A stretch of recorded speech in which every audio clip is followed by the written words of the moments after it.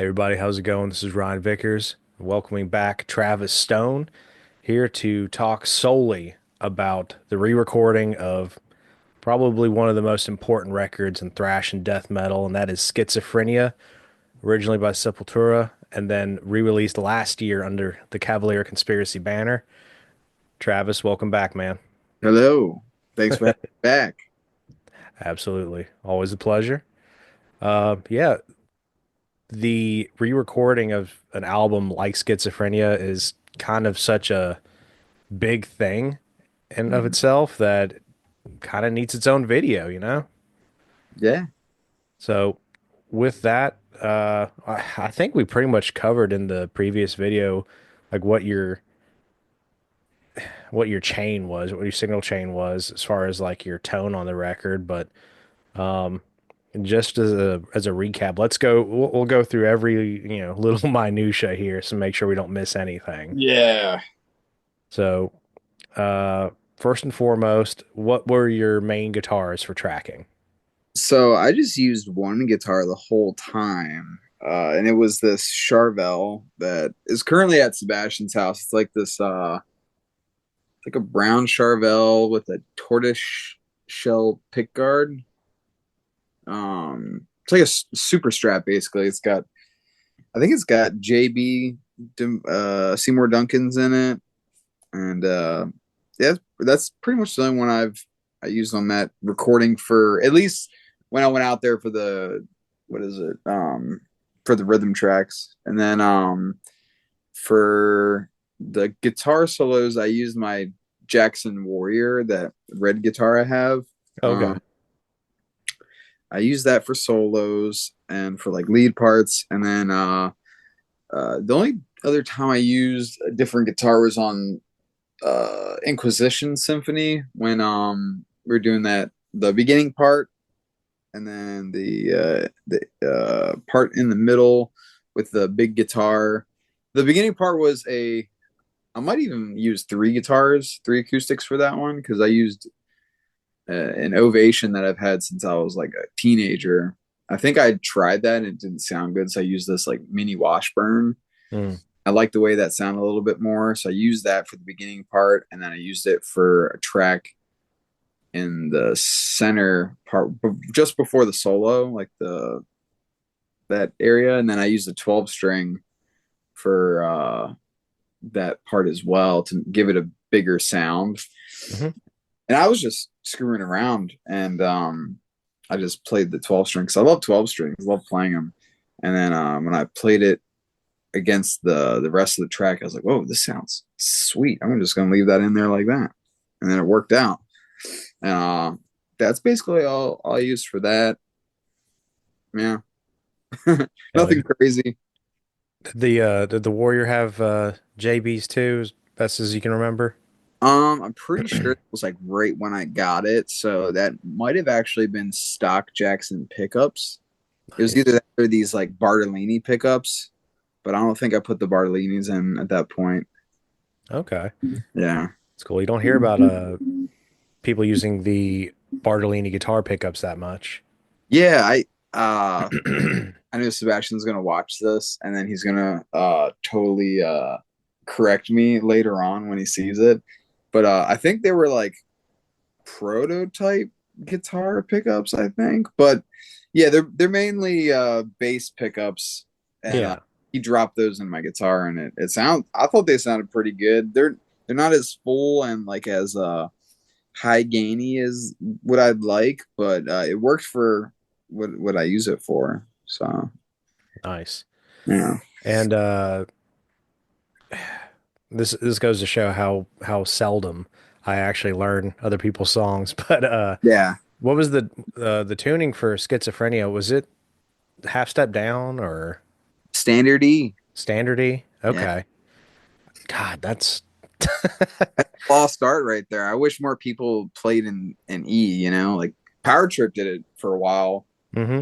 That's only that's the only kind of band I can think of that would play in E standard still. And it's a higher tuning, but it's still pretty heavy when you play it right. Yeah, and if your bass player's dialed in, And Yeah, then, I mean, what more do you really need? exactly. But so, and I think we covered this too, but just as recap, so string gauge for, your E standard. So at first I was using nines, and then it was a little too difficult for me to tap on. Like it didn't feel right, and like Mm, I like a little bit of work on my guitars, a yeah, little work on them. So I use tens now for E, and then if I'm playing D, usually 11s, and I usually play Ernie balls typically. gotcha. But on tour, I use SIT strings, but I just get whatever I have like nearby at a local shop, which would be Sure. Ernie ball. But on tour, I use SITs. Gotcha. Yeah. Um, and what about guitar picks? So I like the green Dunlop Tortex. I have like fancy schmancy custom guitar picks now.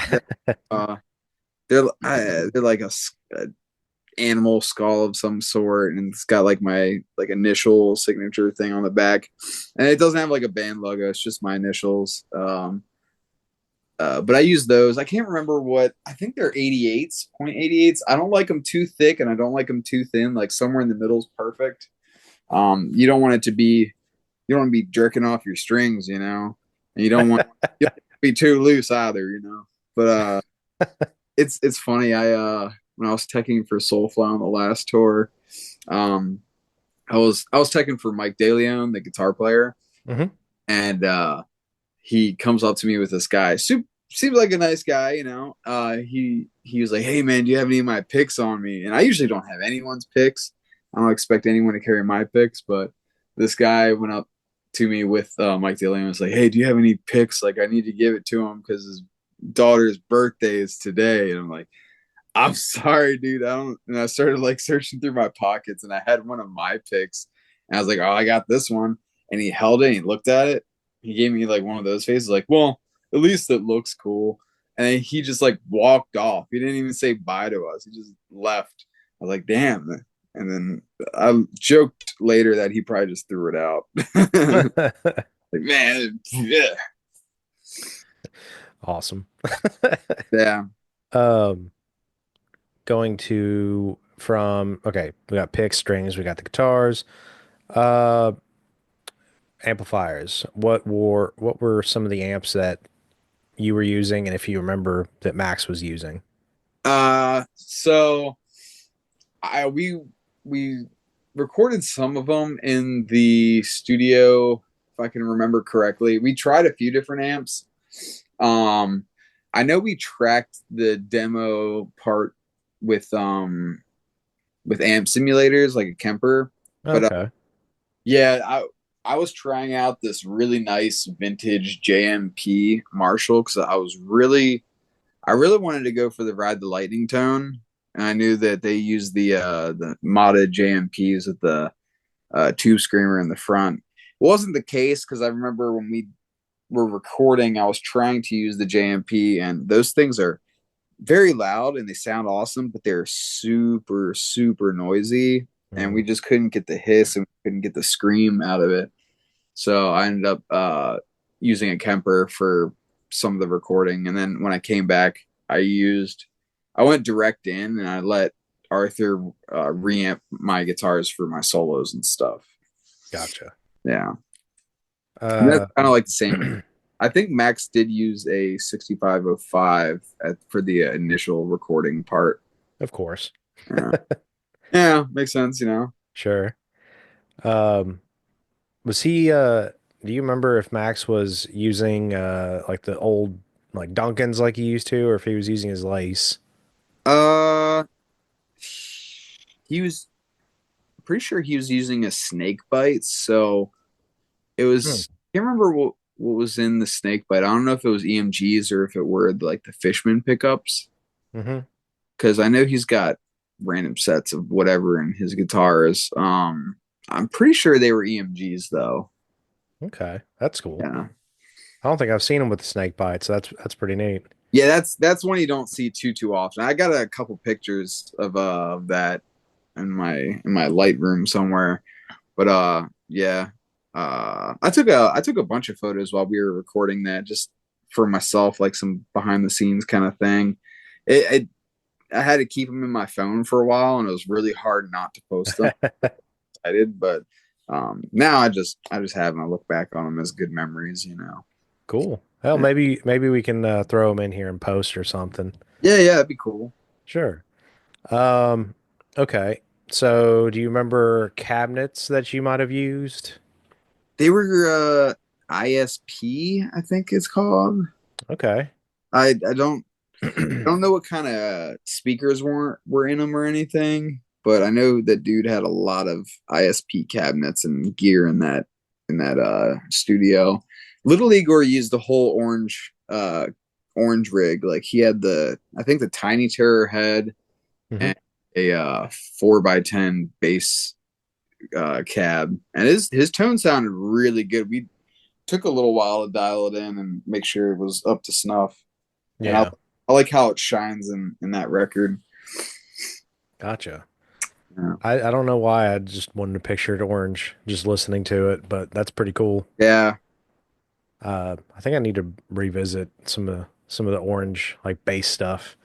Yeah, they got a lot of great stuff in there. I use when I practice with Pig Destroyer, I use orange cabs with an Alpha Mega head to power it through an Axe FX. And Nice. the cabs sound great, and they're not as heavy as a 8x10 fridge. That's always a good thing. For sure. Yeah. Um, you probably don't remember like mics being used or anything like that. I ain't no Mike expert. Yeah. Uh I don't know. Don't worry about Yeah, it. it It's can't all be. good. Yeah, that's a little part of recording that I have. You can it'll go in one ear and out the other. I don't know the names of those stuffs. Sure. I know SM57s and SM58s, and then ribbon mics, and then hmm blue microphones. That's all I know. Yeah. Yeah. Do you remember a list of pedals or anything like that? Um, I don't think we use too many pedals because where we were. No, besides tuners, we kept it pretty straightforward. So nothing too crazy within for at least recording live. I used the Lonely Ghost and the Torture Rack, which Yeah. I wish I could have used to record that, but it is what it is. I have like a whole setup now that I would love to have used for that, just because like I'm getting closer and closer to that tone I really like. But Yeah. it is what it is. Yeah. I imagine probably easier to throw any kind of like reverb or delay effects like that, probably like in post on the Yeah, mix engineer side, just to keep everything kind of lined up time wise. yeah, makes Um, sense. I would yeah. screw all that up. I mean, hell, that's what I do Yeah. because it's I'm trying to think who it was. There was a producer I remember whoever worked on like White Zombie. Oh, Um, nice. I can't remember. I'm spacing on his freaking name. Uh, Ulrich Wild, Oh, okay. and he talked about basically the headaches of running modulation or time-based effects Mm, into like recording that stuff analog and yeah. like just the nightmare of trying to get all that stuff captured in time with each other when you're like panning guitars. Oh God, I bet that's a nightmare. It would have to be awful. I Yeah. I mean, just working with tape alone just seems like a pain in the ass and kind of a nightmare. right? Not me. It's like yeah, if anyone does it nowadays, um, which I think is mostly just to get like that tape saturation Yeah. on the final mix, but And warmth. yeah, guys will just like fully record everything digitally, bounce it to tape, and then back to digital again, Yeah. which they got plugins for that now too. But Yeah. Insane. You can do a yeah. lot with that. And who'd you say ended up working on this album? Was it Arthur Rizek? So Arthur did the mixing mixing and mastering of the record, and then John Okay. Aquilino from that band Icon, who's like the old lead guitarist from Icon. He engineered it for us at his studio. No, it was sick. I love Awesome. Icon. That's pretty sick. Do you know the name of his studio offhand? I don't know if I know it. The Focusrite Room. Oh, okay. Yeah. So the thing about this place, it's insane.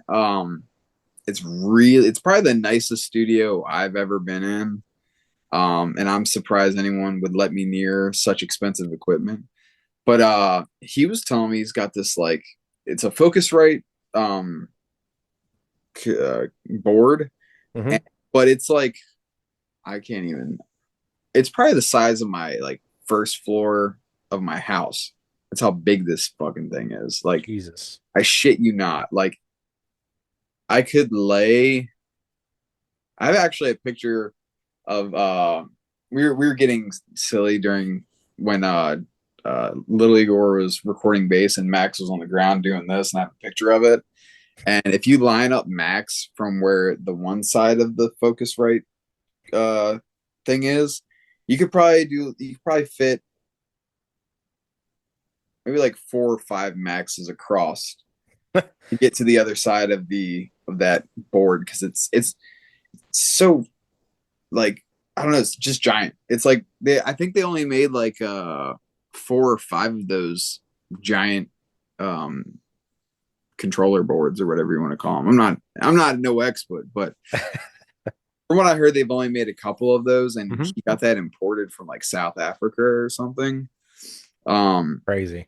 yeah, and that's like the whole first floor is that mixing board, and then you go downstairs, and there's like a cool little area where there's like a little kitchen, little pool table, place for you to chill out, and Hmm. then to the recording room, which is a huge room, got sick ass zebra print walls and like all sorts of drums and gadgets and expensive equipment. Uh, yeah, it's a cool spot. Uh, it's just really nice and it makes me nervous because I don't want Right. to trip on something and break something that cost like $10,000 because I don't got that money. Did going into recording, what Mhm. was like your prep like for going into this? Was it just like how much time did you put into learning the songs, and was there any kind of like trying to learn a part and oh shit, my picking for this part's not quite there. I gotta hammer on this specific technique to Oh get yeah, it ready. yeah, definitely. Looking back at it now, I mean, my brain's so fogged up because I work on so much stuff all the time. But prepping for this, I'm trying to think. We might have started working on this before we did the Morbid Be Still Devastation tour, the first tour run I did with them. Um, so my routine, I basically try to learn as much songs as possible, which would consist of me listening to this album nonstop all the way to work, all the way back home, trying to get all the structure down. I'm not like I luckily I can pick things up really fast. So I never write down notes or structure notes or anything like that. I just listen to the songs a lot until I get sick and tired of it.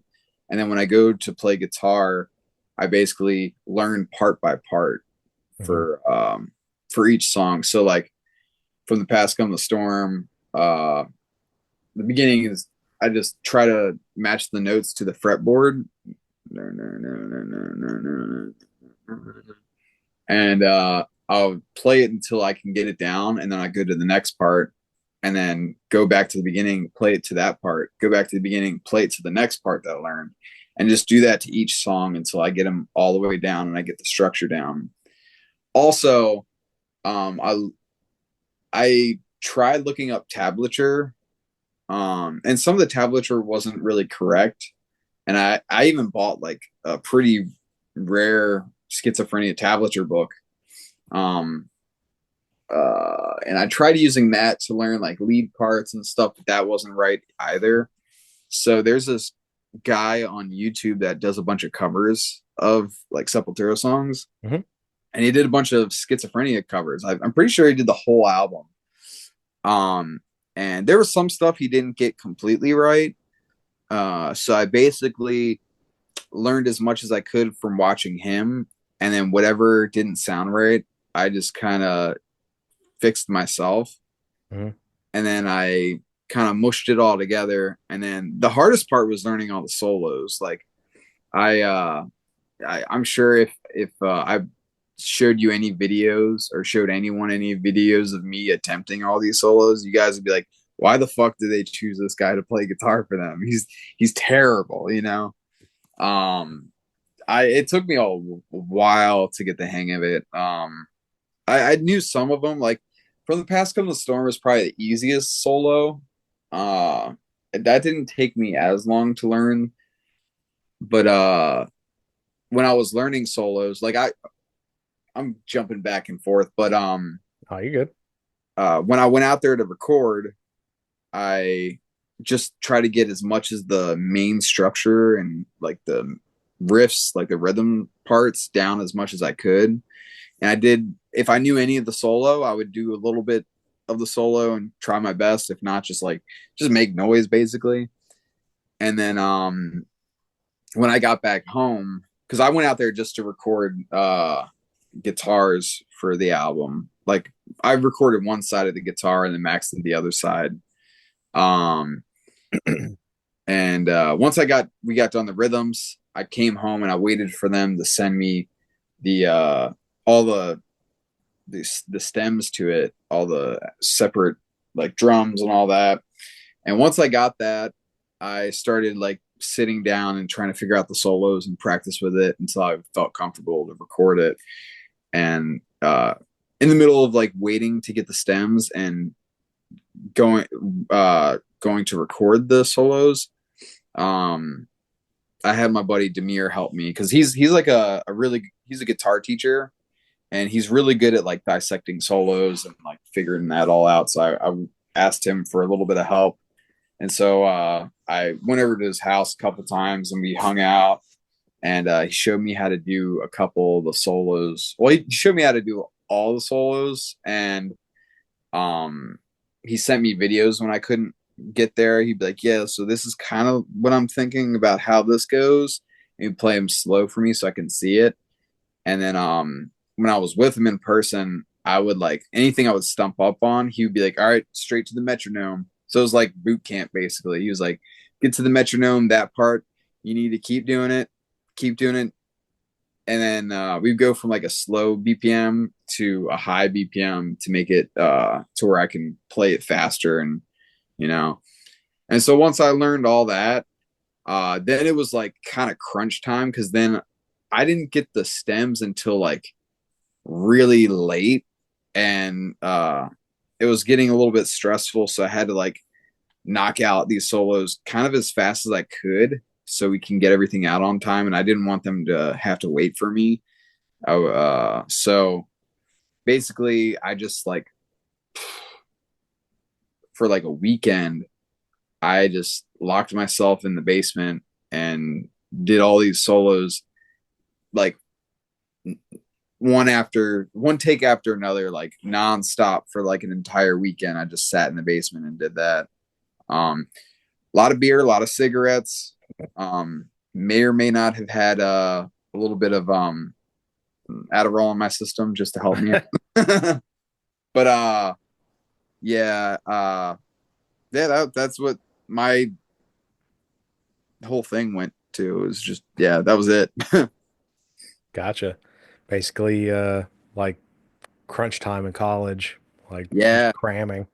I tend to do that a lot. I'm not proud of it, but I will say I always get it done. I always get it done pretty well, I'd like to think. And I don't know. I'm terrible with like deadlines sometimes. Like I tend to like procrastinate a little bit because I'm like just tired all the time from I'm in like six bands and I work and I have a girlfriend and a cat. So like I'm all over the place. And like right now I'm trying to work on a new album with Pig Destroyer and like I'm learning all these songs. I I had to learn like 4 songs last week, which wasn't hard. Like I learned probably like the four that I need to learn in one day. But yeah, sometimes it's just get a little hectic. Right. So, you kind of mentioned there a minute ago, or I guess at least for the demos, you guys did like one guitar left and then, you were on the right or vice versa.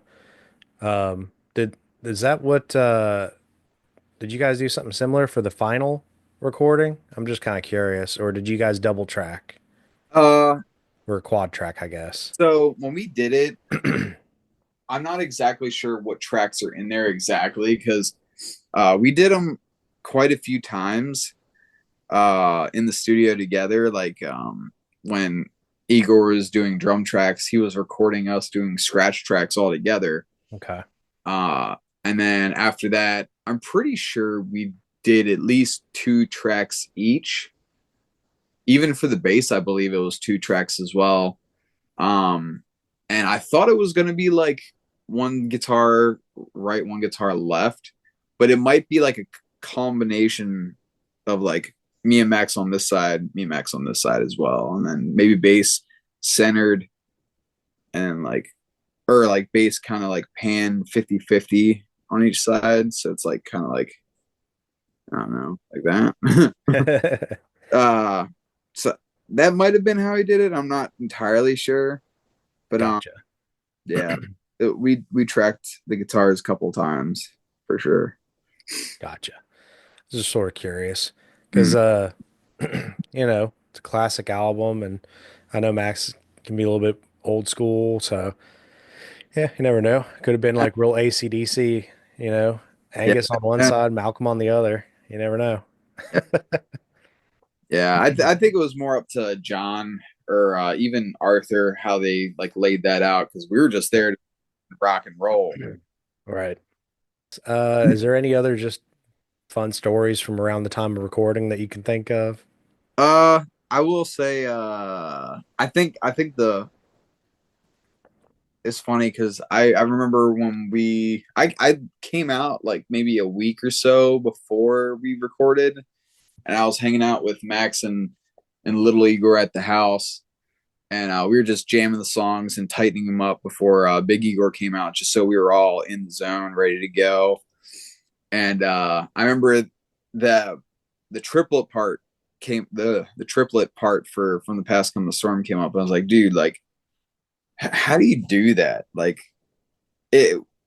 How do you make it sound so effortless? And he was like, oh yeah, oh what this, and just starts doing it like nobody's business. And uh yeah, like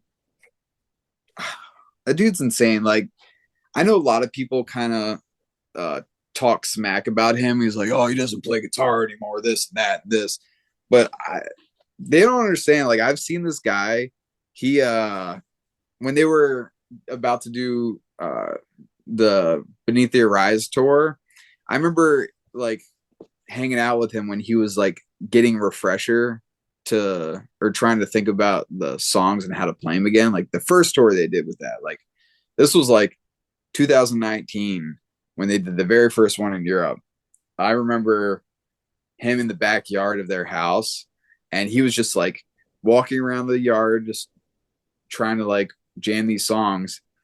And he came up to me, he's like, does this part sound like this? And he started playing a little bit. And he was like, or is it like this? And I was like, I'm pretty sure it's like that one. And he's like, oh. And then after just saying like, yeah, I think that part was it. After saying that, he just went directly into the song. Like he never stopped playing it. Like he can triplet. He can play really well. Uh, so that's a lot of I don't know. It just it upsets me when people talk that much shit about him not playing, and I see him playing. I'm like, dude, this is insane. You didn't have to go that hard. That's really weird. That's a criticism. I don't know if I've heard that. I don't think I've heard that specific criticism on Max Cavalera. Um, very few people ever have anything bad to say about Max from what I guess that I've seen. Um, outside of people just kind of generally bashing on like legacy acts or whatever, but which I mean that's just Yeah. whatever. People are gonna complain about anything that they can. It's crazy. Absolutely. Can't please everybody all the time. Yeah, I mean that's something I've heard a few times. Like I've heard like people have asked me, is like, does Max actually play on stage? I'm like, yeah, the dude actually plays, and he's like fucking killing it. Oh yeah. Yeah. Let me see. I think I've got to see him twice. Once with Soulfly, once Mhm. um I think we talked about it before, but like Soulfly, he still had Mark, and then whenever Mhm. they were touring with Mike and Dan, Yeah, um, and yeah, Max, like his voice as well as his like actual playing chops have held up amazingly well over the yeah, years. If anything, his voice might actually sound even like more brutal and more metal than yeah. back in the day, if possible. Well seasoned, you know? Well seasoned. And then like Igor, he's another like fucking monster, dude. Like he he'll like show up and he'll just listen to the songs a couple times and just completely nail them like note from note, you know. I remember when we were practicing them, uh, we were kind of starting them off a little slow, and we were all kind of talking. We're like, yeah, we just got to keep it as fast as we could, you know. And we were all like sitting around, like, okay, like how fast are we talking here? And I was like, 220 BPM is probably, you know. I pulled up the metronome, was like, yeah, it's 220 BPM, so we got to get it to that speed. And then they played faster than 220 BPM. Damn. Yeah, like it's it, it's just crazy seeing how they like work and kind of, you know, I don't know, seeing how they do stuff. It's really cool, especially coming from like listening to them as like a teenager and stuff, and seeing how they operate is just really cool. And I think it's hilarious too because like those dudes are just super fun, super nice, and I feel like they're still their like 20-year-old selves, you know, because they're first of all they rip like they've been I mean they've been have been playing this for like 40 years obviously, but like their sense of humor is like, I don't know, they're just goofy. They do like funny drawings all the time. Igor pulls pranks on people here and there. Like we did we played this festival in the Czech Republic, Masters of Rock, and I was hanging out in one of, there was like a green room that was a like a trailer, Hmm. and I'm just hanging out in there with like a couple people, and I just hear the door, like someone knocked on the door, and then I heard a lock, and I was like, oh no, I think they thought that no one was in here. Fuck! And I started banging on the door because they locked us in, and then there's a window, but I'm not climbing out of it and figuring out where the hell to get out back in or whatever. I don't know, but I was like banging on the door, and Igor opens the door and is just like laughing at us. I was like, damn, man, you got me. You got me. I will say there is one track on the whole album that uses octobans, Hmm. and the rest of it is rototom. So there's only one track that actually has octobans on it because we switched them out. Okay. I don't think anyone noticed that. Not even like Max or Igor. There's I can't remember which song it is. I think it might be Escape to the Void. That one has octobans instead of rototoms, but all the other tracks have rototoms because we switched Gotcha. out after that day. Hmm. Um, did have a couple questions. Um, let me see. One was kind of asking about like specifically the kind of the panning of the mix, which we kind of already addressed. Yeah. Not totally sure. Somebody did notice that it sounds like the guitars are kind of close to center as opposed to being Mhm. like super hard panned. Yeah. That might be it. I mean, But yeah. and then I guess in the previous one, I guess maybe something was mentioned. Some of the tracks were scratch ones, including the vocals, and wondered if any of that was kept. I guess maybe to save for later, like a Uh, bootleg or a deluxe edition with some demo. I don't know. I don't know either. I don't think any of them were really kept, like the scratch tracks. Sure. Maybe like some of the scratch tracks were good enough to stay on the album. Yeah. Um, but I don't recall if we because I mean they've redid all the vocals. Like there wasn't any vocals that were scratched that stayed on there. Hmm. Um, but there might have been like a take or two on guitar or like a song that was just perfect that we might have kept, but that I don't know. I wasn't in the room when he chose the tracks and all for the or you know for the whole track. Sure. Right. Yeah, Let me see. Um, I'm not helpful. They're gonna hate me now. They're like, this guy sucks. He has no. why doesn't he have the mix engineer's notes from the session? Yeah, I got a social security number too. So much editing. No, I'm just kidding. Nah, it's all good.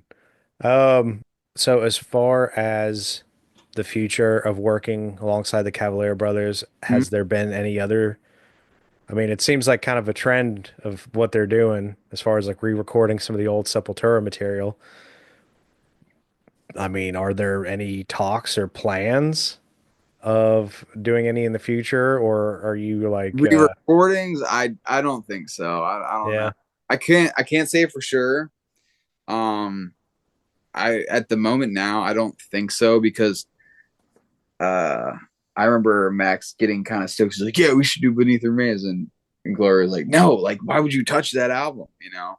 But I don't know. Like, those guys can do whatever they want because it's their music, and yeah, they have their reasons.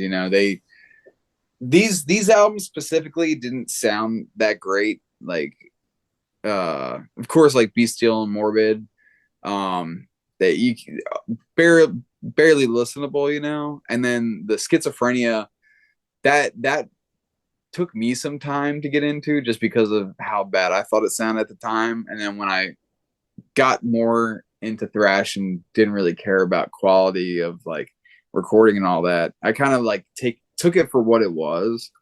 Then I started to appreciate it more and listen to more of the riffs than like worry about like how yeah, good it sounds. Which like now it did sound good, but I think this sounds better, and I know what they're kind of going for in the end of it. They were I mean, if you had a chance to record your first albums, like I mean, I would do something a little. I played all my songs differently. Like yeah, when I was them, I played all my songs differently. Like after we recorded them, sure, and even like in Schizophrenia, like there's a part of the solo I do for Escapes of the Void that I play totally different live than I do on the album, and I wish I would have played it the way I played it live.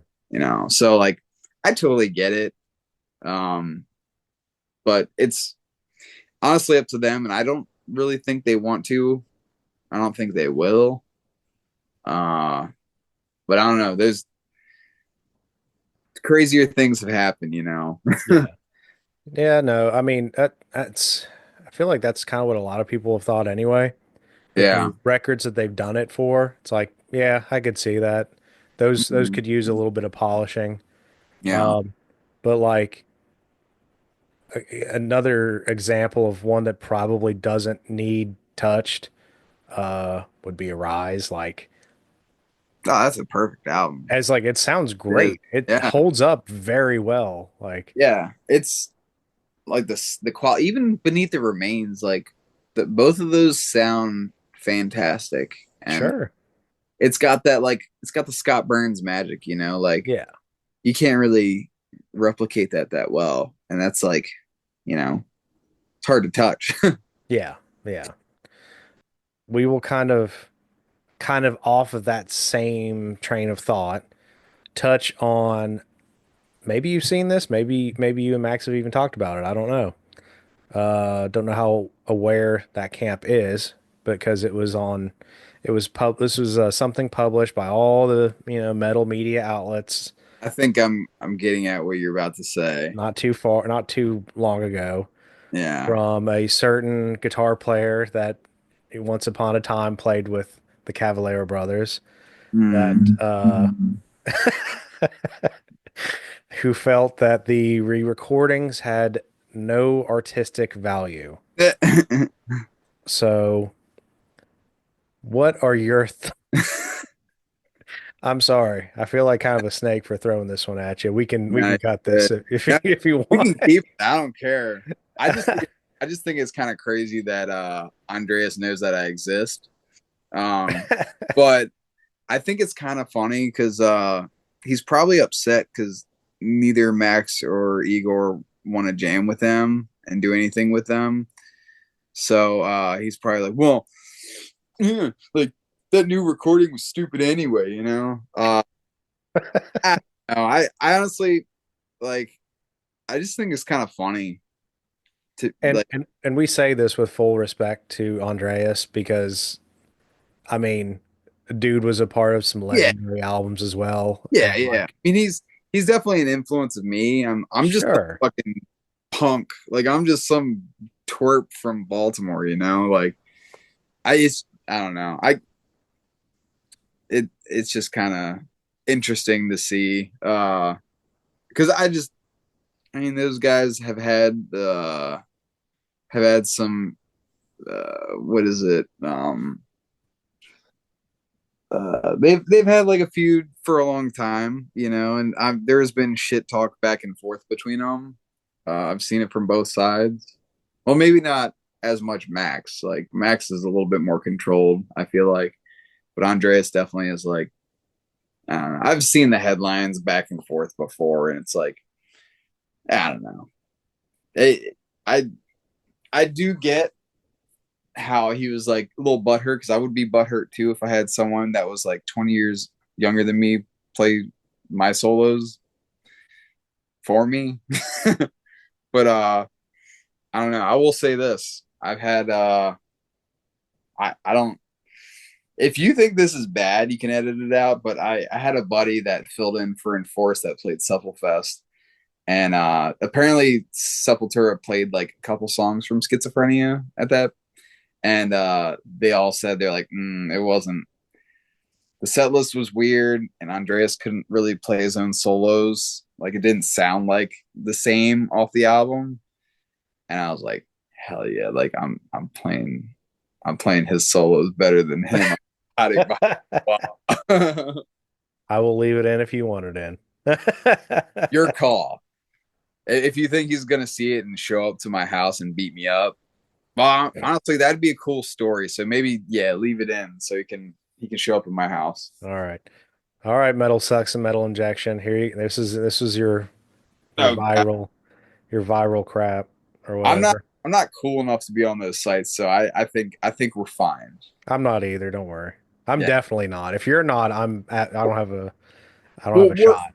we're underground, you know. You've had I mean, you had Matt Harvey on here, you know, and the boys from Exhumed, so you got something going on, you know.